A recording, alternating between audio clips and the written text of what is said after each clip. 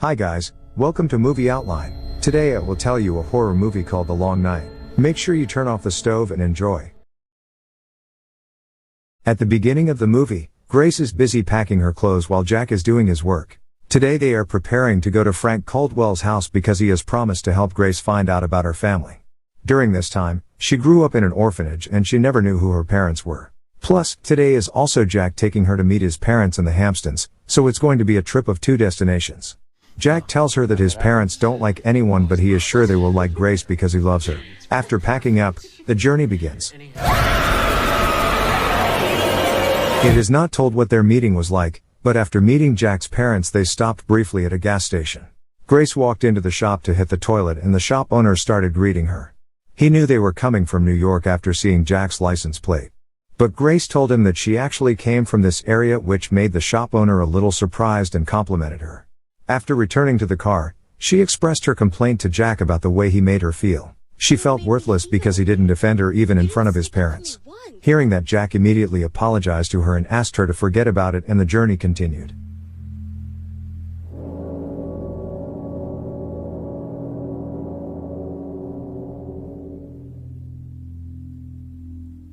Arriving at Mr. Caldwell's house, Grace tried to call him but he didn't answer the call. She remembered the message and immediately took the key he had placed under the flower vase. Jack thought that Grace would break into the house and he tried to stop it. But Grace insists that what she did was with Mr. Caldwell's permission. After entering the house, they went around to look around the house hoping to find someone there. But it looks like there really isn't anyone there but them. Jack makes a joke and says that someone died there after smelling the scent of a room. But Grace just laughed and asked him to be serious because it was very important to her.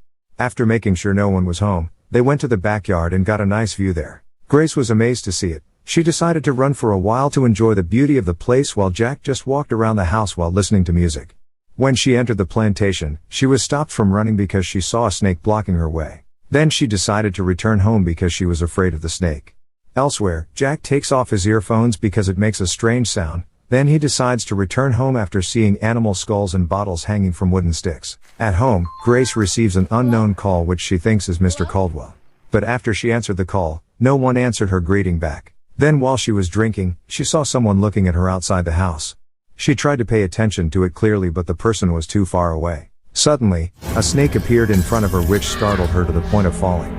Her foot was injured when she stepped on a broken glass and then Jack, who had just arrived, immediately helped her. He took her to the room to bandage the wound on her leg, after which he took her back to New York because he thought this place was very strange. But Grace refuses. She chooses to stay before meeting with Mr. Caldwell and Jack agrees. That night, when Grace was sleeping, someone with a mask suddenly appeared and put a snake at her feet. He did some kind of magic move that made her possessed by something mysterious. Jack, who felt he heard something suspicious, immediately broke down the bathroom door and asked Grace what had happened. But she didn't understand what Jack was talking about because as far as she knew she had just woken up from her sleep. Jack thought that the place was getting more and more strange and he forced Grace to get out of there right away. He asks her to wait on the sofa while he will put their things in the car. She asked to get her cell phone but Jack couldn't find it.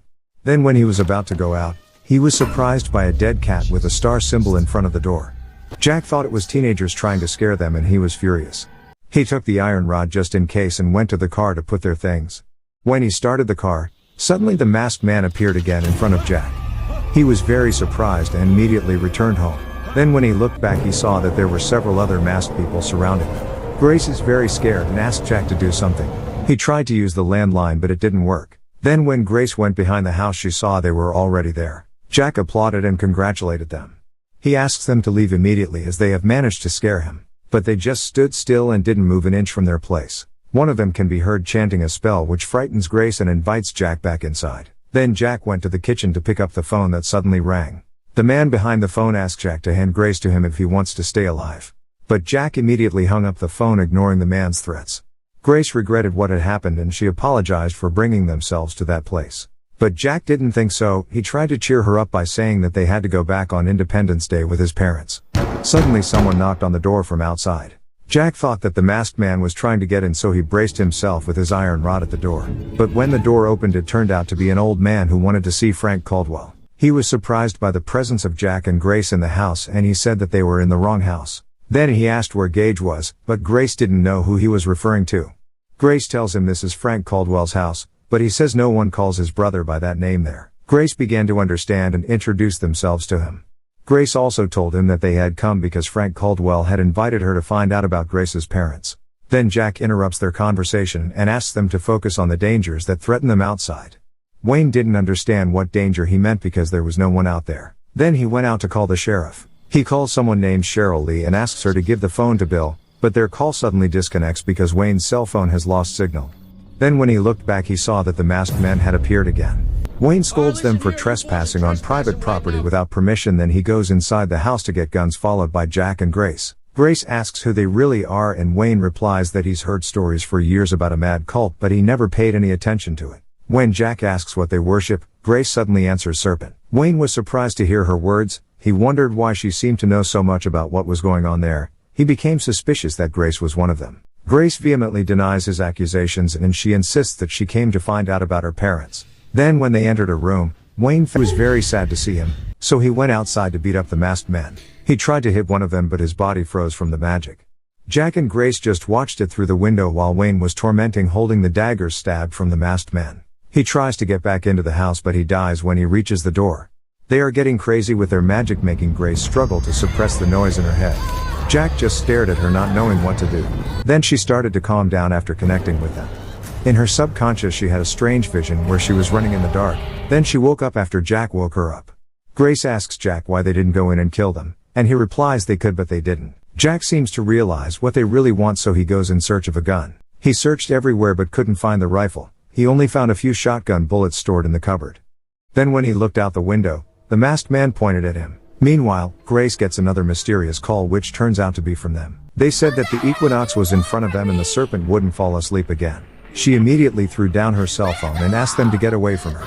When Jack hugged her, who was scared, she saw something behind Mr. Caldwell's corpse. After seeing that it was the rifle they were looking for, Jack immediately took her upstairs because the bullet was there. Suddenly one of the masked men was behind them. Jack fights the man while Grace is thrown out of the room. She tries to go back in but the door is locked. Then she broke down the door and shot the masked man. When the person was lying down, Grace found a book that had fallen behind the door. She opened the book to read it but it was written in Latin. Then Jack, who had been in Catholic school for 6 years, read it to Grace. In the book it says, "Serpent will stick their fangs into the earth. If the pilgrims fleeing persecution arrive in the New World, this is where they will find ancient demons, Uktena the serpent." The settlers were seduced by the power of Uktena and began to worship her as a god. The prophecy says that the disciples of Uktena will return to free the demon and make her human. The master conceived the perfect child to give the demon a host, but it must happen when the portal opens and the planets align at the vernal equinox. This will bring on the long night. Grace asks what they're going to do and Jack says he doesn't know. Suddenly, the masked man got up again and stabbed Jack from behind and Jack immediately countered his attack, which made him fall back down. They ran out of the room, but on the stairs another masked man was waiting for them. In a weak state Jack tries to use his rifle but he is too late. Then Grace hit him with a pipe wrench until he fell backward. After knowing that the person was dead, she went out intending to end it all herself. When she tried to shoot, they again used their magic to immobilize Grace. Then Jack came and shot one of them and took Grace behind the house. He realized he wouldn't be able to take care of her, so he told her to run away first. Grace runs to the plantation while Jack fights them alone. He swung his rifle trying to attack but they slashed him in the back, sending him sprawling. Grace keeps running trying to save herself but there she meets one of them.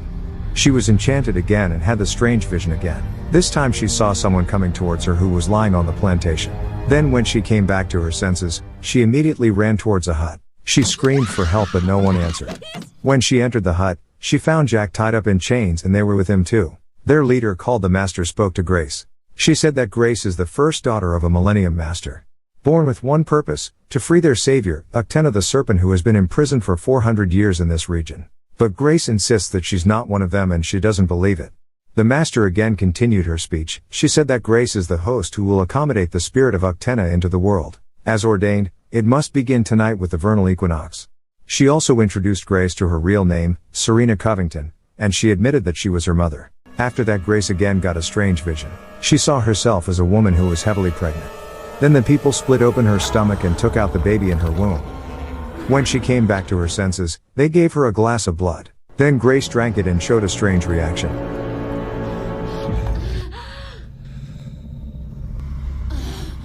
The Master recited a spell while Grace thrashed. After she calmed down, the Master immediately fell to her knees before her. She welcomed Uktena's arrival and asked her for instructions. It turns out that Grace now is not the Grace from before. Now her body has been controlled by Uktena the serpent. She killed everyone who was there, including Jack.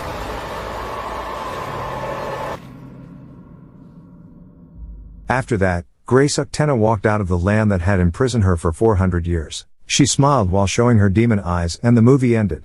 Subscribe and like to help this channel grow. Thanks for watching.